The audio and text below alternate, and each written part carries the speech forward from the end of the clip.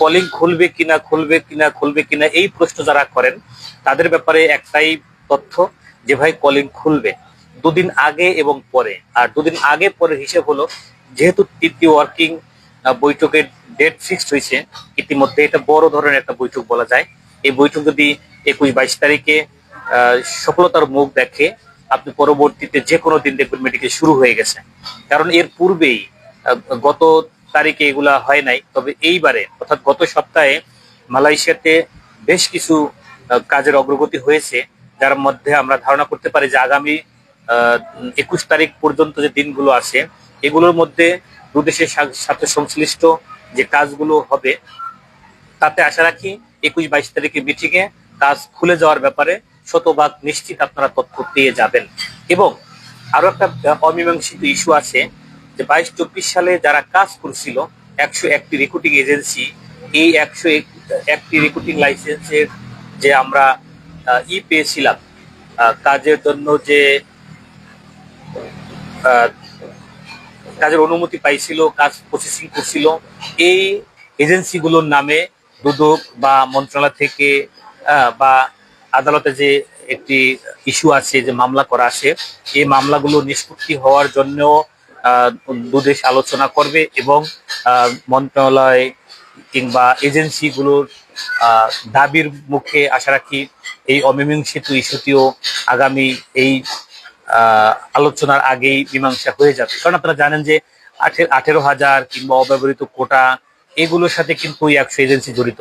যদি কোনোভাবে 100 এজেন্সির তাদের মামলা কিংবা তাদের বিষয়টা মীমাংসা না হয়, সেক্ষেত্রে কিন্তু ওই 18,000 যাত্রী কিংবা অব্যবহৃত কোটাগুলো ব্যবহার করার জন্য নতুন করে একটি ঝামেলা তৈরি হয়। আর যদি সেই অমীমাংসিত ইস্যুটি মীমাংসা হয়ে যায়, তো সেক্ষেত্রে আশা রাখি যে এই লোকগুলো কিংবা অব্যবহৃত কোঠাগুলো ব্যবহার করা এবং শ্রমবাজারটি খুলে যাওয়ার ব্যাপারে আরো সহজ হবে আমাদের জন্য।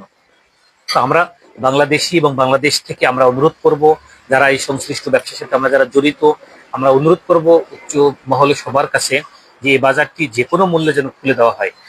দুদেশের সরকারের স্বার্থ সংশ্লিষ্ট থাকবে অবশ্যই, তার মাঝে মালয়েশিয়া যেভাবে চাবে, মালয়েশিয়া কোম্পানিগুলো যেভাবে চাবে, তাদের সেই সুবিধা দিয়ে যেভাবেই হোক যাতে বাজারটি খোলা হয়। যদি বাজারটি খুলে যায়, 22-24 সালে যেমন 5 লক্ষ লোক মালয়েশিয়াতে আসছে, তেমনি প্রতি বছর 2 থেকে 3 লক্ষ লোক বৈধভাবে মালয়েশিয়া আসতে পারবে। এবং তাদের যদি আবার বৈধভাবে থাকার জন্য ভিসা লাগানোর জন্য সহজ পদ্ধতি কিংবা একটু খরচ কমের ব্যাপারে করা যায়, কিংবা নানা জটিলতা তৈরি হয় এই কাজগুলো ভিসাগুলো করতে, যদি এগুলো না হয় সেক্ষেত্রে বাংলাদেশিদের জন্য আরো সহজ হবে। এবং মালয়েশিয়াতে অবস্থানরত যারা অবৈধভাবে আছেন, এরা কোনোভাবেই যাতে অবৈধ না থেকে ডকুমেন্ট করতে পারেন, সে ব্যাপারগুলো আলোচনার মধ্যে আসতেছে বা আসবে। তো তার মাঝে আর একটা ব্যাপারে আমরা জানাই রাখি আপনাদের, আমি জানাই রাখি, সেটা হলো মালয়েশিয়ার সারাওয়াক যেটা আছে প্রদেশ, সেই প্রদেশের ভিসা কিন্তু চলমান। সাবা সারাওয়াকের কাজ সেই পূর্বে থেকেই চলমান ছিল। আমি কলিং খোলার মাঝ দিয়েও 3টা গ্রুপ ফ্লাইট আমার সারাওয়াকে গেছে। যারা জানেন কিংবা যারা গেছেন, যারা আমার সাথে কাজ করেন, এরা অনেকেই জানেন, অনেকের কাছে তথ্য আছে। তো এই সারাওয়াক কিন্তু খোলা আছে। অনেকেই সারাওয়াকের কথা বললেই ভাই সারাওয়াক খোলা নাই, সারাওয়াক সম্পর্কে নেগেটিভ কথা বলেন। আপনারা জিনিস বুঝতে হবে যে মূল মালয়েশিয়াতে যেমন অবৈধ লোক আছে, টুরিস্ট ভিজিটে লোক আসে, বিভিন্ন নানা ক্যাটাগরিতে লোক মালয়েশিয়াতে আসে, কিন্তু তারা কোনো না কোনো কারণে তারা অবৈধ হয়ে যায়, কিংবা এখানে অবৈধ আছে সে ভিসা লাগায় না, হ্যাঁ, কিংবা এখান থেকে ব্ল্যাকলিস্ট হয়ে চলে গেছে, সে কোনো না কোনো ভাবে আবার ঢুকে। এখানে ফ্রি ভিসা আছে, পাশে হাতে নিয়ে কাজ করা যায়।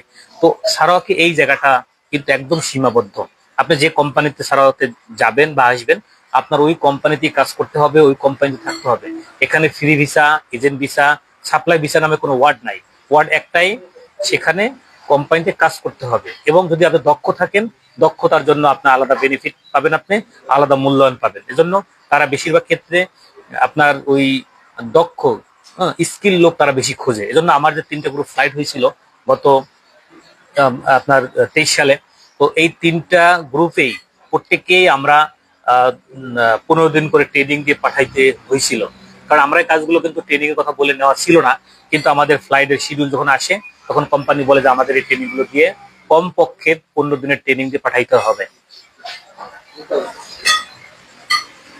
আপনারা জানেন যদি মালয়েশিয়ার কনস্ট্রাকশন কাজে একটা লোক আসে আর 1700 রিঙ্গিত বেসিক হয়, তো একদম নতুন লোক আর যদি তার 15 দিনের কাজ জানা থাকে, তো সেক্ষেত্রে কিছুটা কিন্তু অভিজ্ঞতা তার থাকে।